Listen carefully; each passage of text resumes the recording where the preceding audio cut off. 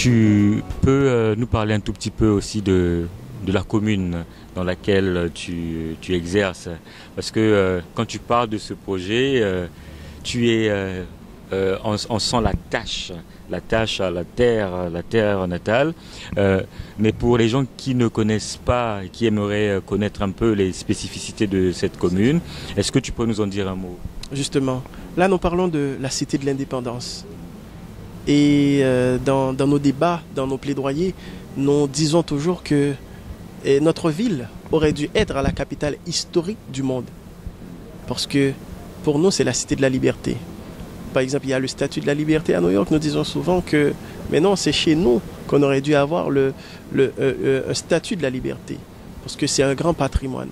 C'est là que les ancêtres se sont réunis le 1er janvier 1804 pour dire non à l'esclavage.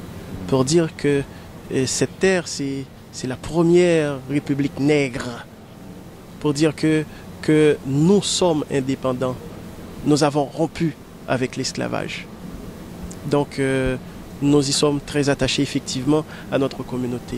Et dans Grandmont, qui est dans la commune des Gonaïves, et à une petite zone également qui s'appelle Cajorge, et ces zones sont liées.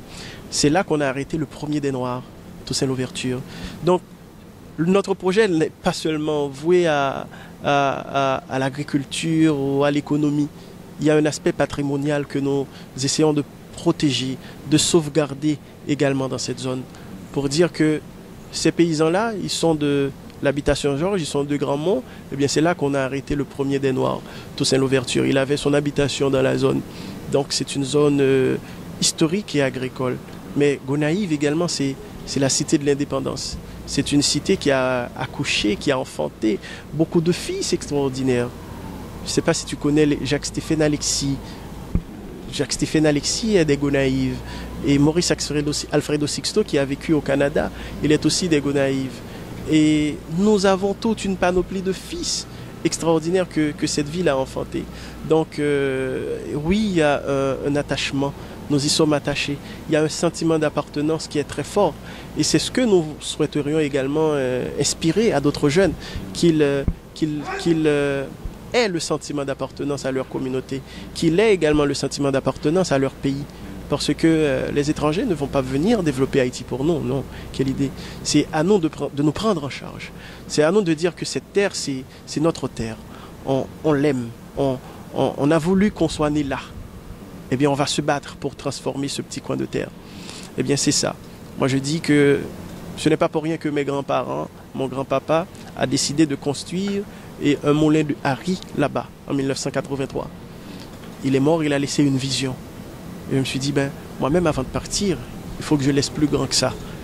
Bon, pas moi, personnellement. Il faut que nous laissons plus grand que ça. Il faut que nous laissions un héritage pour les autres à venir, pour les autres générations à venir. Eh bien, cet héritage, comment le laisser? Aider le paysan à transformer sa vie, favoriser le développement dans la zone, améliorer la qualité de l'agriculture, et puis rentrer dans l'histoire. Excellent. Merci. Excellent. Écoute, est-ce que tu as un dernier mot? Est-ce que tu as un appel à lancer? Oui. Est-ce que tu es à Montréal? Tu es venu faire du réseautage? Tu t'en vas au New Jersey? Oui.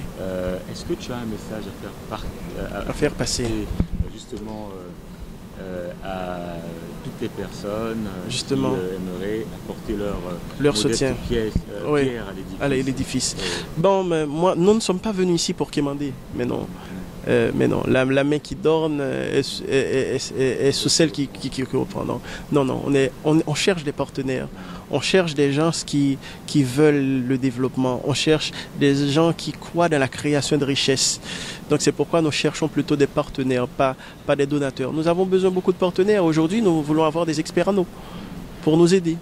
Nous voulons avoir des ingénieurs qui pourraient aider le paysan à comprendre la question de l'irrigation, etc. Donc nous avons aussi besoin des agronomes pour travailler sur la question de l'intrant.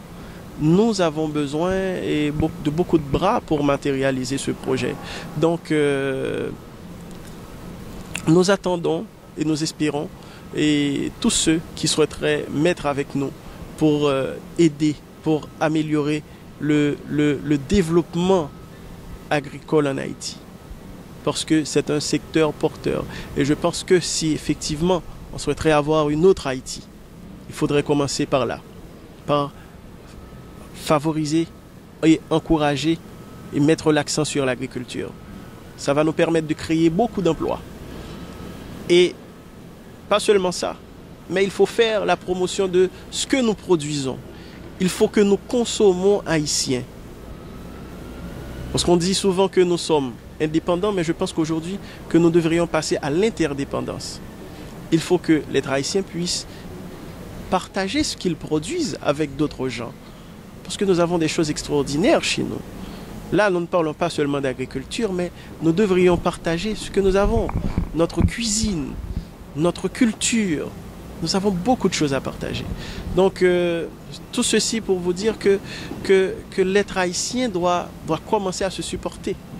On se supporte mutuellement, et puis c'est ainsi qu'on va nous faire respecter. On a un héritage que les ancêtres a laissé. Oui. Les ancêtres ont laissé un héritage. Eh bien, on ne doit pas non seulement le dire que mais ils ont laissé ça, mais il faut protéger cet héritage. Et pour le protéger, je pense que nous devrions nous prendre en charge. Il faut qu'on se prenne en charge. Parce que eux, ils ont laissé la liberté physique, mais aujourd'hui, nous devrions avoir la liberté économique. Et parfait. Mais écoute, Yves-Emmanuel, vraiment, merci beaucoup. Hein, merci Constantin. Merci Constantin. Je te remercie pour la bourse, merci pour l'interview, et je pense que je t'attends en Haïti. Ça sera avec plaisir. C'est l'invitation est lancée et j'y répondrai favorablement, quoi. Ouais. Merci Constantin et à tantôt. À tantôt. Merci. Ouais,